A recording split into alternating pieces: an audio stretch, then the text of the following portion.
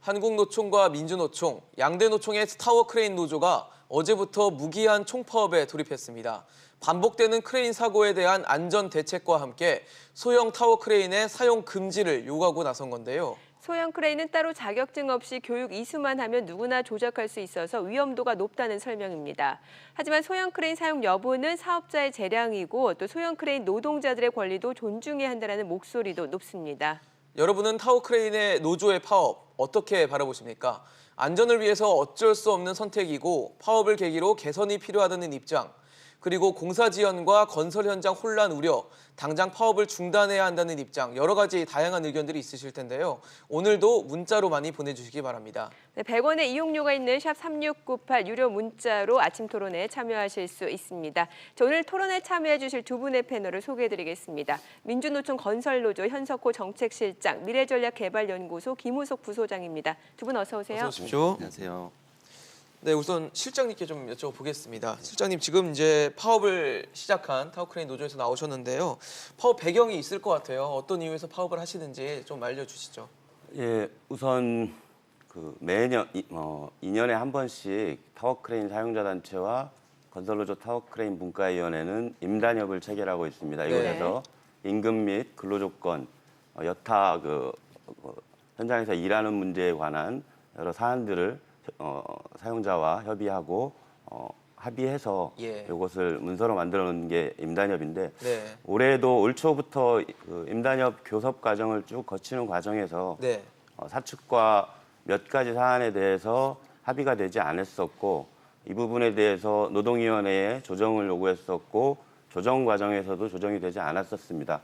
그런 과정 속에서 노동자들이 마지막 할 수 있는 것은 파업이라는 것을 통해서 노동조합의 요구를 어떻게든 좀 우선적으로 할 수 있도록 하는 하나의 압박 수단으로 파업이라는 것을 선택할 수밖에 없던 상황이 있었습니다. 또한 이와 함께 현장에서 굉장히 많이 요즘 들어가지고 사고가 다량 발생하고 있는 소형 타워 크레인에 대한 정부 대책이 지금 많이 부족한 게 사실입니다.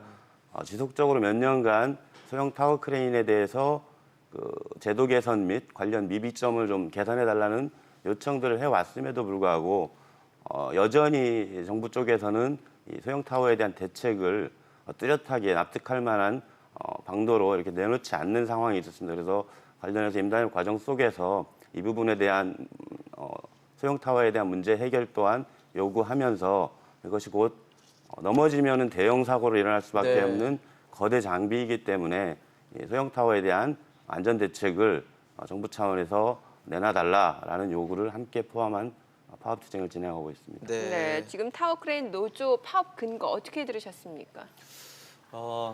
저도 사실 궁금해가지고 나왔는데요. 네. 제가 궁금했던 거는 말씀하셨듯이 왜 전 단계가 보도가 공개된 전 단계가 없었느냐. 그런데 말씀하시는 거 보니까 여러 가지 단계를 거치셨네요.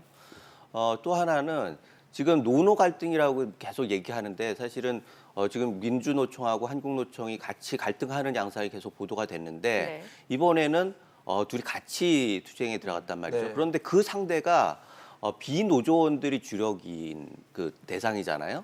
그러니까 조직화되지 않은 노동자들을 대상으로 해서 조직화된 양대 거대 노조가 같이 해가지고 뭐 이렇게 하는 게 과연 이게 맞는 거냐라고 하는 생각도 들어서 궁금한 점이 많았는데 제가 지금 생각하는 건 저는 사실은 이쪽 분야를 전문가가 아니기 때문에 왜 저를 섭외했는지 궁금했는데 제가 느끼기에는 결국은 방송사도 그렇고 사회도 그렇고 이거를 갈등으로 가지고 가지 않겠다라는 의도가 있는 것 같아요. 결국은 이걸 해결을 위한 거지 이걸 갈등을 극대화시켜가지고는 해법이 없다라고 하는 공감대가 있는 것 같아요. 그리고 또 지금 그 노조하고의 상대라고 하면 건설사에서 나와야 하는 거예요.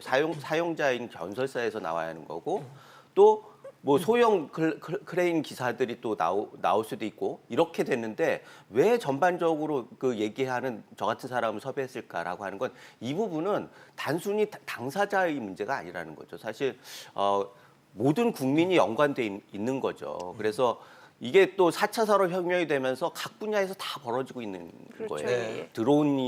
드론과 헬기, 옷광경과 외과 의사 뭐 이런 식으로 해가지고 무인의 그 이슈들이 또 아까 그 타다와 뭐 일반 택시업계. 택시업계 네. 이런 문제들이 사회 각계에서 막 벌어지고 있어요.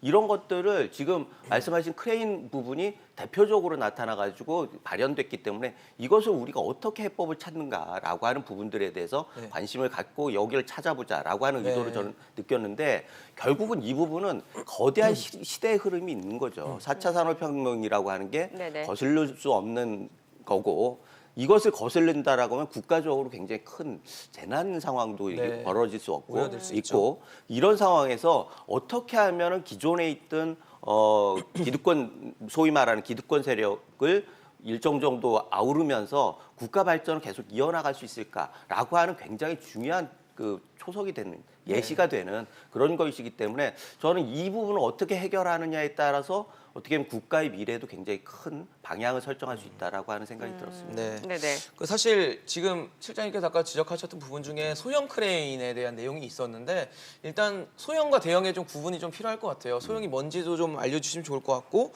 그 소형 크레인이 뭐 어떤 문제가 있길래 이렇게 파업이라는 이제 어떻게 보면 노조가 할 수 있는 가장 극단적인 방법을 선택을 하신 건지 그것도 좀 알려주시죠. 일단 소형 타워 크레인 정의를 보면 딱 한 줄로 돼 있습니다. 그 건설기계관리법에 네네. 네, 어떻게 보면은 되나요? 27개 건설기계 기종이 있는데 그 중에 소형 타워 크레인 관련해서는 딱 한 줄 있는 게 3톤 미만의 타워 크레인. 이라고만 무게가 딱 돼 3톤 있습니다. 미만인 건가요? 3톤 미만, 그러니까 인양 중량이 인양 예, 중량이요. 인양 중량이. 3톤을 움직일 수 있으면 예, 소형 크레인이다. 2.9톤까지 가능한 거죠. 네, 네, 2.9톤까지 가능한 건데 뭐 규격이나 이런 건 없는 건가요? 아무 규격도 기준도 재원도 마련돼 있지 않은 상황입니다. 그래서 이번 소형 타워의 문제에 대해서 네. 소형이라는 말을 붙이지 마라 차라리 그냥 3톤 미만 타워라고 해라. 소형이 아니고 실제 운용되는 이 현황을 살펴보면 네. 3톤 미만의 장비가 아니라 이전에 8톤 혹은 12톤짜리를 인양하던 장비에서 네. 조종석만 따로 떼어낸 상태에서 그 리미트 제한 한계를 2.9톤으로 축소한 후에 현장에 세워지고 있어요. 불법적으로 조종석을 떼냈다는 건 어떤 의미? 무인화 시켜가지고 예. 소형 타워 예, 예, 크레인은 예. 무인화돼 있나요? 예.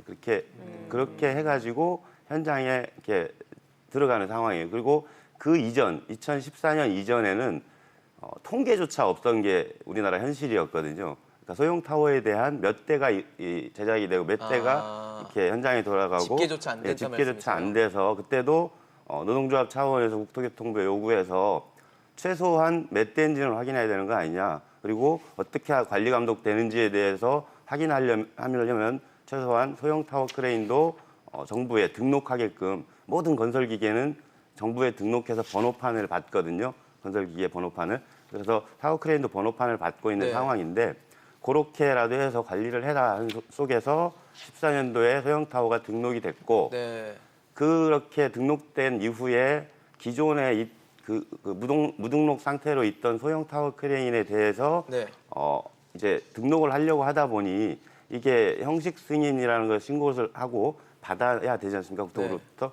그러다 보니까 이러한 것들이 굉장히 조작되고 몇십 년 된 장비 또한 그 형식 재원을 이렇게 뭐 위조를 했는지 어쨌는지 새로운 장비로 둔갑하는 기존의 장비를 뭐 버리긴 아까워서 네네. 등록하는 것까지는 이해하는데 사실대로 등록하게 해야 되고 관리관청은 사실대로 등록하는 것을 관리감독해야 함에도 불구하고 굉장히 미흡한 상태로 지금 현장에 시중에 돌아다니고 있는 상황이었어요. 그래서 이러한 부분을 네. 14년도부터 국토교통부의 노동조합이 소형 타워 재원을 규격을 기준을 정립하고 또 하나 추가로 소형 타워에 대해서 정확하게 운용되고 있는 것과 관리 감독 실태에 대해서 강화해야 된다. 그리고 현재 소형 타워 크레인은 20시간 교육만 받으면 누구나 가능합니다. 현장에서. 대형 타워 크레인은 더 많은 교육을 받아야 되는 예, 건가요? 대형 타워 크레인은 기능사 자격증을 자격증을 아예 따야 아예 되고요. 국가 기술 자격증을 따야 따야 하는 되고요. 네. 그런 부분이라서 소형 타워는 현재 그런 게 없다 보니까 이번에 주요 요구도 자격을 딸 수 있는 기준을 국가가 관리해라. 그래서 네. 자격증화하든지 혹은 이 관련해서 좀 검증할 수 있는 단계가 필요하다. 사실상 대형 타워 네네. 크레인은 따자마자 바로 현장에 투입이 안 되거든요. 보통 실제로 건설 현장에서 소형 타워 크레인 사용 분포가 더 높습니까? 현재 약 엊그저께 그 언론 보도된 것을 확인했더니 3,300대 정도의 전국에 타워 크레인이 꽂혀 있는데 이게 어느 정도 비중이죠? 전국에 전국에 3,300대가 예, 있고요. 우리나라에서 그중에 건설 소형이 현장 몇 대를 차지하고 있는 건가요? 1,100대 정도. 1,100대 예, 정도. 30% 정도. 7대 3 정도로. 예, 알겠습니다. 지금 많은 분들이 문자로 또 참여해 주고 계십니다. 어떤 의견들 갖고 계신지 저희가 그 내용을 좀 살펴보도록 할게요. 네. 끝자리 4365님, 절실해서 파업하는 노조랑 사측은 대화를 하자라고 또 올려주셨습니다. 네, 또 3275님은 민노총과 한노총이 비노조원 타워 기사의 생계를 위협하고 있다라고 지적을 해주시기도 했습니다. 네. 자, 그리고 지금 4365님은 사측에서 타워 크레인에 대한 안전 대책을 내놓자라고 이제 또 국가 정부뿐만 아니라 사측에서도 좀 뭔가 대책적인 부분에 대한 진보가 있어야 되지 않나라는 얘기를 해주셨고요. 네, 끝자리 9700님은 대기업이 독점하고 고용 세습하면 안 되는 거고 노조는 독점하고 고용 세습해도 되는 거고라고 또 의견을 좀 올려주셨습니다. 네, 또 2402님은 노조가 파업하면 다 기득권 싸움입니까? 정말 절실해서 파업하는 겁니다. 라고 노조의 입장을 또 대변해 주시기도 했습니다. 네, 뭐 지금 많은 의견을 올려주고 계십니다. 지금 이제 얘기를 들어보니까 그럼 이 소형 타워 크레인이 과연 어떤 문제를 갖고 있느냐라는 건데 이게 안전 대책들도 결국에는 뭐 소형 크레인의 문제다, 소형 타워 크레인의 문제다라고 좀 보시는 겁니까? 예, 뭐 타워 크레인 사고가 2년 전에 예. 17년도인가 굉장히 많이 일어났어요. 저희도 네네. 뭐 깜짝 놀랐었는데 대형 타워들이 여기저기서 쭉쭉 넘어지고 자빠지고 이런 일들이 네. 많이 일어났고 이 중량물이 떨어져 가지고 밑에서 작업하시던 분들이 이렇게 사고로 돌아가시는 분도 굉장히 많이 생겨서 정부에서 타워 크레인 그 사고 예방 대책이라고 해서 이렇게 쭉 발표를 쭉 했었어요. 네. 그런 과정 속에 소형 타워에 대한 아까도 말씀드렸듯이 기준이나 재원도 없는 약간은 좀 어떻게 보면 좀 구체적이지 않은 상황으로 놓여 있는 이 부분에 대한 대책은 그 속에서 좀 누락돼 있었습니다. 그래서 그러한 부분이 진행이 돼야 된다. 한 실례를 보면 엊그저께 은평구의 서부경찰서 건설공사 현장에서 네. 소형 타워 크레인이 쓰러졌는데 네. 아, 전 진짜 타워 이쪽에서 10년 넘게 일을 했었는데 이 붐대가 이렇게 쭉 엿가락처럼 늘어지면서 쓰러진 경우는 많이 본 적이 없어요. 예. 별로 그런 일이 안 보통 일어나는데 통째로 넘어지는 보통 일들이 많지 않나요? 그 설치 해체 과정 중에 이 상승 올리는 과정 중에 이 쓰러진다거나 넘어진다거나 이렇게 되지 이 상태에서 이게 네. 휘어져서 이렇게 이 발생하는 사고는 많이 못 봤는데 네. 그런 사고가 났었습니다. 그래서 경찰 발표를 봤더니 강풍에 의한 쓰러짐이다라고 네네. 발표가 나왔었는데 저희 아무리 봐도 이상해서 좀 자체 조사를 해봤더니 예. 거기에 쓰인 장비는 FT140L이라는 중국산 그 소형 타워입니다. 들어온 지 얼마 안 된 타워이고요. 근데 이 FT140이라는 소형 타워가 재원표라든가 설계 도면이라든가 이런 것도 좀 어렵게 입수해가지고 확인해 봤더니 이 전격 중량물 인양할 수 있는 하중이 2.9톤까지가 최대가 가능하고 전격은 약 53%에서 63% 정도 사이에서 이 인양을 할 수 있게끔 설계가 된 장비였던 거죠. 그래서 53에서 60% 정도 사이 무게가 예, 어느 정도냐 했더니 약 1.8에서 1.9, 한 2톤 정도 되는 거죠. 그냥 통칭으로 하면 2톤 정도의 무게를 전격 보통 일반적으로 이렇게 들고 최대 중량이 2.9톤으로 설계된 건데 그날 하던 작업이 그 언론 사진에 보면은 호퍼라 불리는 현장에서 콘크리트 더미를 이렇게 이 드럼통 마냥 큰 통인데 쇠 통이에요. 이게 네. 큰 말씀 통이- 주셔서 죄송한데 이게 지금 그러니까 너무 기준이 적합하지 제대로 설정돼 있지 않았기 때문에 그런 예. 강풍이나 이런 문제가 아니라 그냥 타워 크레인 자체의 문제였다라고 지적을 제가- 해주시는 거죠. 결론적으로 말씀드리고 싶었던 것은 뭐냐 하면 네네. 이 재원표 내지는 설계 도면과 이 도면들이 제대로 정비 정돈이 안 안 돼 돼 있다. 있다. 그런 네. 것을 마구잡이로 형식 승인을 내준 정부의 정부에도 문제가 잘못이 있다. 그 무게에 맞게 티코 보고 큰 100명을 태울 수는 없듯이 작은 장비 이 설계가 제대로 안 된 것을 이렇게 마구잡이로 허가를 해주면은 정부도 문제가 있다. 문제가 생길 수 있다라는 말. 네. 부소장님께서 그러니까 지금 승인을 정부가 뭐 마구잡이식으로 내줬고 또 기준도 마땅히 뭐 적합하게 돼 있지 않고 거기다가 교육 이제 타워 크레인을 조종하시는 분들에 대한 교육도 대형보다는 되게 뭐 어떻게 보면 쉽게 받을 수 있게 돼 있다라는 문제 때문에 소형 크레인이 결국 안전을 위협한다는 지적이시거든요. 어떻게 보십니까?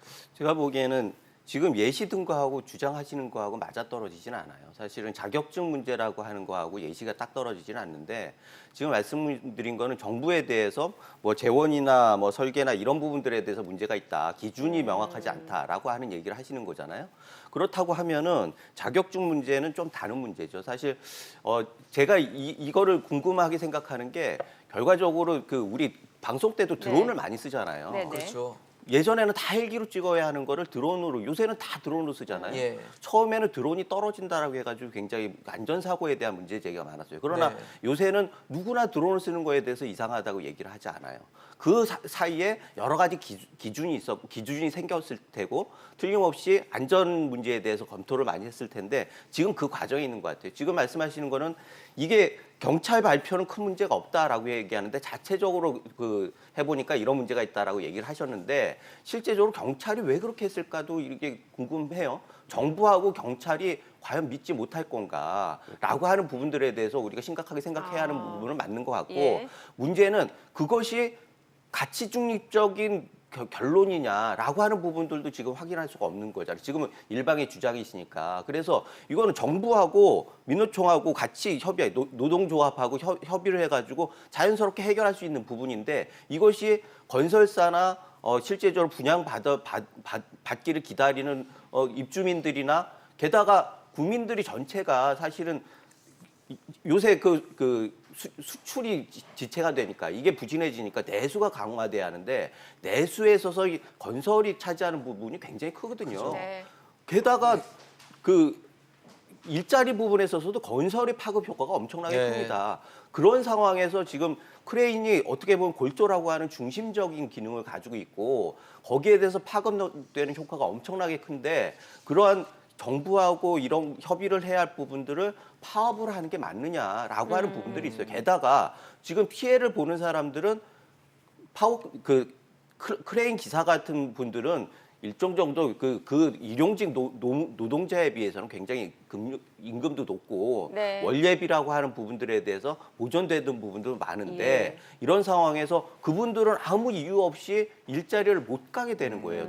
요새 나오는 결과적으로는 타워 크레인 파업 때문에 지금 이제 건설 현장에서 일하시는 뭐 근로자분들 또 일용직이나 네네. 근로자분들 그리고 또 아파트 뭐 입주 지연이나 이런 것들이 일어날 수 있기 때문에 그런 문제가 분명히 발생할 수 굉장히 있다고 그 지적을 파급효가 하시는 거잖아요. 큰데 그렇게까지 극약 처방 가는 게 맞느냐라고 맞느냐. 하는 예. 부분이 있고 네. 그 피해자들에 대해서 어떻게 대책을 세우고 그게 안전 문제라고 하면은 이 국민들이 피해를 본다고 하면 그것도 굉장히 중요한 안전 그렇죠. 문제거든요. 한번 여쭤보고 그래서 싶습니다. 그런 부분들에 네. 대해서 좀 파업만이 능사였는지. 보십니까? 예, 사실 노동조합이 매번 TV에는 파업할 때만 나오다 보니까 매일 파업하시는 줄 아시는데 네. 저희도 많아야 1년에 한 번 아니면 작년에 하지 않았으니까 몇 년에 한 번 하고 작년에 안 그렇게 하고 하셨어요? 있습니다. 예. 그래서 파업이 능사냐라고 말씀하시면은 오죽했으면 파업을 했겠는가. 사실상의 제일 마지막 카드예요, 파업은. 저희가 네. 노동조합이 가지고 있는 그 모든 수단 중에 가장 마지막 카드다. 마지막이 네. 파업이었습니다. 그러다 보니까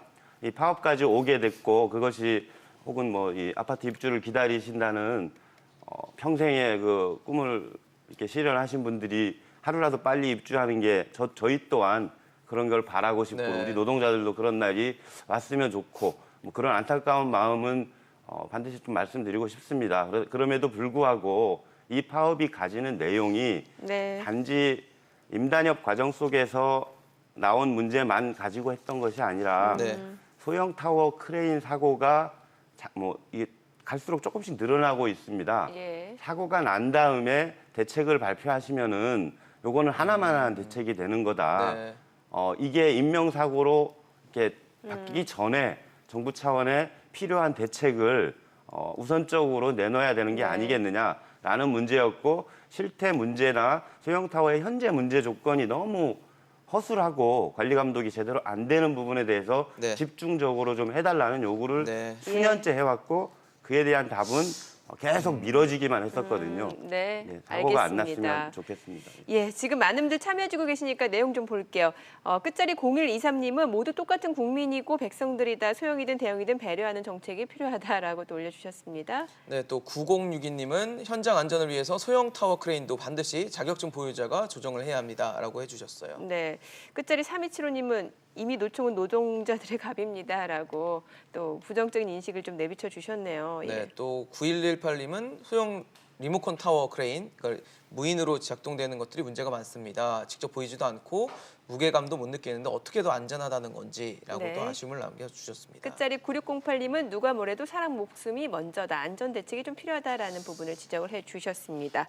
네, 사실 네. 뭐 타워 크레인 문제가 이제 지금 파업을 진행되고 있기 때문에 앞으로 또 어떻게 흘러갈지는 좀 알 수가 없지만 분명한 건 안전 문제가 걸려 있고 또 안전으로 이 안전과 달리 또 아파트 공사 지연이나 이런 것들을 인해서 국민들의 피해도 분명히 예상이 되는 네. 상황입니다. 그래서 좀 문제가 하루빨리 좀 잘 정리가 됐으면 하는 바람이 있고 정부도 좀 타워 크레인 노조들의 의견에 대해서 귀를 좀 담아 들어줘서 대책도 좀 잘 네. 발표를 해줬으면 하는 바람이 생깁니다. 네, 오늘 김우석 부소장, 현석호 정책실장과 이야기 나눠봤습니다. 말씀 잘 들었습니다. 고맙습니다.